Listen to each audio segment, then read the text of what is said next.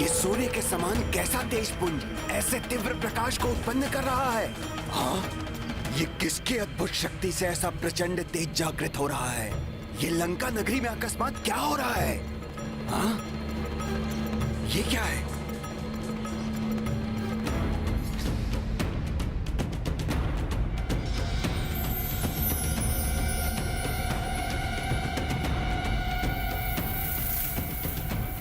आनंद रावण की लंका में यह कंपन कैसे उत्पन्न हो रहा है और ये दिव्य प्रकाश कहां से उत्पन्न हो रहा है?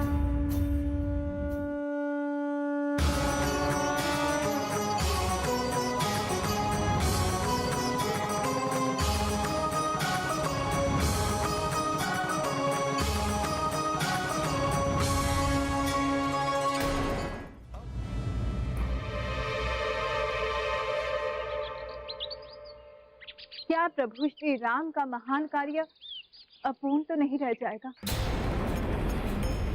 जिसके कारण उनकी धवल कीर्ति में ठेस तो नहीं लगेगी? माता, ये सब विचार कर मुझे विश्वास है कि आपके साथ मेरा जाना सर्वथा अनुचित होगा।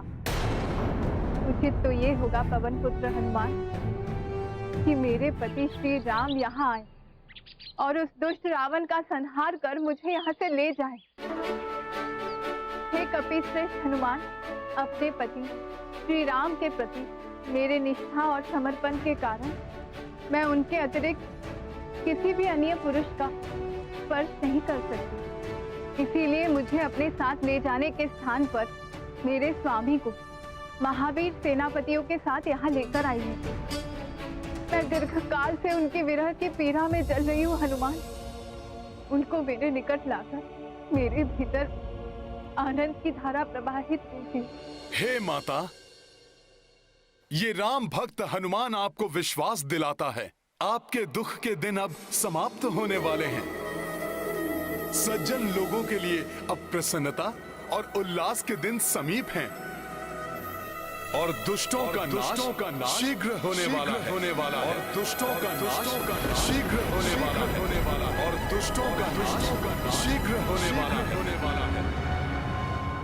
प्रतीत होता है जैसे ये लंका के अशुभ समय के आगमन के संकेत हैं।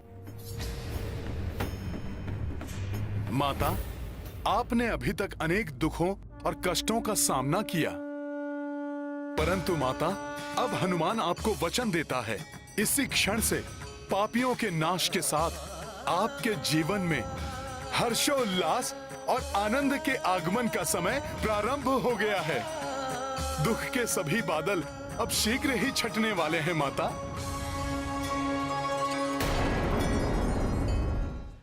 कितना सुंदर दृश्य है स्वामी। प्रिय, सुंदर कांड को इसलिए सुंदर कहा जाता है क्योंकि इसके आरंभ होते ही संसार के समस्त संताप मिट जाते हैं। सुंदरकांड सबके जीवन को एक नवीन दिशा प्रदान करता है, संकटों को दूर कर सबके मुख पर प्रसन्नता का भाव उत्पन्न करता है। इसलिए अभी हनुमान ने जो देवी सीता से कहा वो मात्र एक कथन नहीं परंतु एक सत्य है। सत्य क्योंकि देवी, इस क्षण से राम कथा में दुख एवं अवसाद का कोई स्थान शेष नहीं रहेगा। समस्त दिशाओं में आनंद की वर्षा होगी, पाप का विनाश होगा, जिसका आरंभ महाबली हनुमान करेंगे। पापीगण केसरी नंदन हनुमान का यह भीषण रूप देखकर आतंकित हो जाएंगे।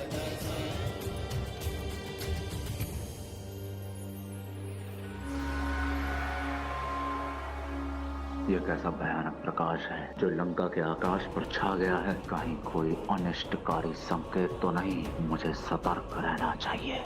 हनुमान पुत्र, मेरे हृदय में अब कोई संशय शेष नहीं। मुझे ये पूर्ण विश्वास हो गया है मेरे दुखों का अंत शीघ्र होगा।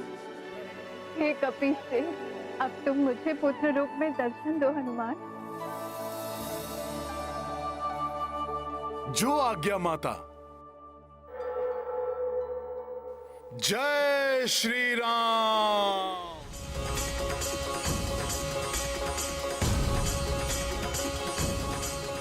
ये कैसा मायावी वानर है जो इच्छा अनुसार आकार धारण करता है, और इसने लंका में प्रवेश करने का असंभव कार्य कैसे पूर्ण किया? स्मरण करो, क्या कहा था त्रिजटा ने? सीता का आना साक्षात मृत्यु से देवी का आगमन है। और हाँ, मैंने उसे भी देखा जो श्री राम का मुख्य सहायक, महाबली वानर। एक वानर से लंका और लंकेश दोनों का विनाश प्रारंभ होने वाला है, पर हम अपना नाश क्यों करवाएं? शीघ्र ही छुप जाओ, इससे पूर्व कि वो वानर हमें देख ले। माता, आपको दिए वचन को निभाने के लिए अब मुझे अतिशीघ्र प्रभु श्री राम के समीप पहुंचना चाहिए।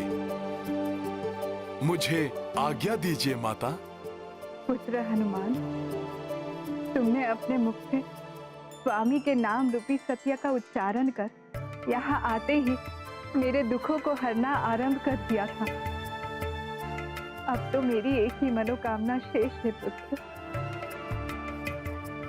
मेरे स्वामी, मेरे प्रभु से शीघ्र मेरा मिलन हो। चिंता मत कीजिए माता, ये भी अतिशीघ्र होगा। मैं पलक झपकते ही उड़कर वहां पहुंच जाऊंगा और शीघ्र ही सभी को लेकर लौट आऊंगा माता। परंतु माता, इसके पूर्व कि मैं यहां से प्रस्थान करूं, आप मुझे कोई स्मृति बताइए जिसे जानकर प्रभु निश्चिंत हो सकें।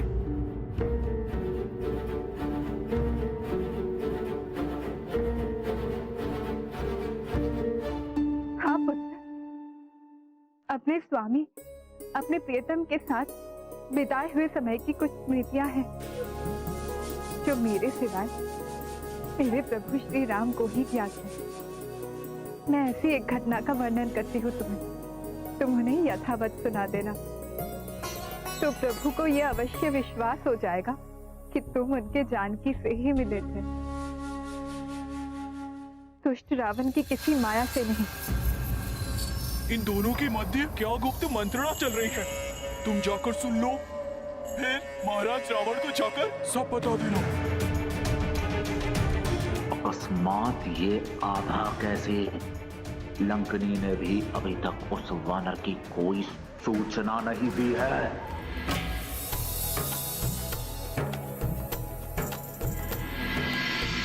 कितनी भी नकारात्मक ऊर्जा आसपास हो, हमें बिना प्रभावित हुए किसी भी परिस्थिति में सदैव सकारात्मक ऊर्जा और आनंद का संचार करना चाहिए।